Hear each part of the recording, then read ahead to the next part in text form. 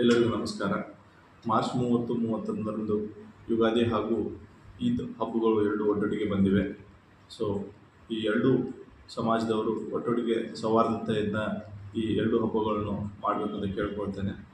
ಹಾಗೂ ಈ ಎರಡು ಹಬ್ಬ ಪ್ರಯುಕ್ತ ಎಲ್ಲರಿಗೂ ಸುಖ, ಶಾಂತಿ, ನೆಮ್ಮದಿ, ಆರೋಗ್ಯ, ಐಶ್ವರ್ಯ ಸಿಗಲಿ ಅಂತ ನಾನು ದೇವರಲ್ಲಿ ಪ್ರಾರ್ಥಿಸುತ್ತೇನೆ.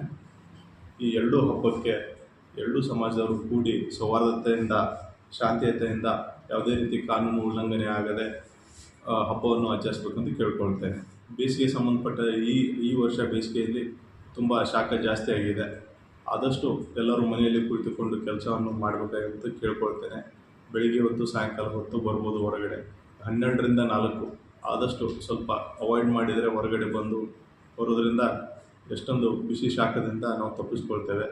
ಹಾಗೂ ಪ್ರತಿಯೊಬ್ಬರು ತಂಪು ಪಾನೀಯಗಳು, ನಿಂಬು ಪಾನೀಯ ಆಗಲಿ, ಮಜ್ಜಿಗೆ ಆಗಲಿ, ಎಳ್ನೀರಾಗಲಿ, ಇನ್ನಿತರ ಪಾನೀಯಗಳನ್ನು ಕುಡ್ಕೊಂಡು ಆರೋಗ್ಯದಿಂದ, ಹೈಡ್ರೇಷನಿಂದ ಇರಬೇಕಾಗುತ್ತೆ. ಡಿಹೈಡ್ರೇಷನ್ ಆದರೆ ಇಮ್ಯುನಿಟಿ ಕಡಿಮೆಯಾಗಿ ರೋಗಗಳು ಜಾಸ್ತಿ ಬೇಗ ಬರುತ್ತೆ. ಹಾಗಾಗಿ ಎಲ್ಲರೂ ಹೈಡ್ರೇಷನ್ನಿಂದ, ಆರೋಗ್ಯದಿಂದ ಇರಬೇಕಂತ ಎಲ್ಲರಲ್ಲಿ ಕೇಳ್ಕೊಳ್ತೇನೆ.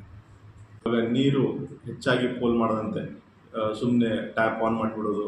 ಸ್ವಲ್ಪ ಎಲ್ಲರೂ ಬರೀ ನೀರು ಒಂದೇ ಅಂತಲ್ಲ, ಎಲೆಕ್ಟ್ರಿಸಿಟಿನೂ ಸ್ವಲ್ಪ ಕರೆಕ್ಟಾಗಿ ಮಿತವಾಗಿ ಬಳಸ್ಬೇಕಂತ ಕೇಳ್ಕೊಳ್ತೇನೆ. ಮನೆಯಿಂದ ಹೊರಗಡೆ ಬರಬೇಕಿದ್ರೆ ಎಲ್ಲ ಸ್ವಿಚ್ಗಳನ್ನ ಆಫ್ ಮಾಡಿ ಬರಬೇಕಂತ ಎಲ್ಲರಲ್ಲಿ ಕೇಳ್ಕೊಳ್ತೀನಿ. ಹಾಗೂ ಮತ್ತೊಮ್ಮೆ ಸರ್ಕಾರದ ಪರವಾಗಿ, ನಮ್ಮ ತಾಲೂಕಾಡಳಿತ ಪರವಾಗಿ ಪ್ರತಿಯೊಬ್ಬ ನಾಗರಿಕನಿಗೂ ಈ ಎರಡು ಹಬ್ಬದ ಶುಭಾಶಯಗಳನ್ನು ತಿಳಿಸ್ತೇನೆ.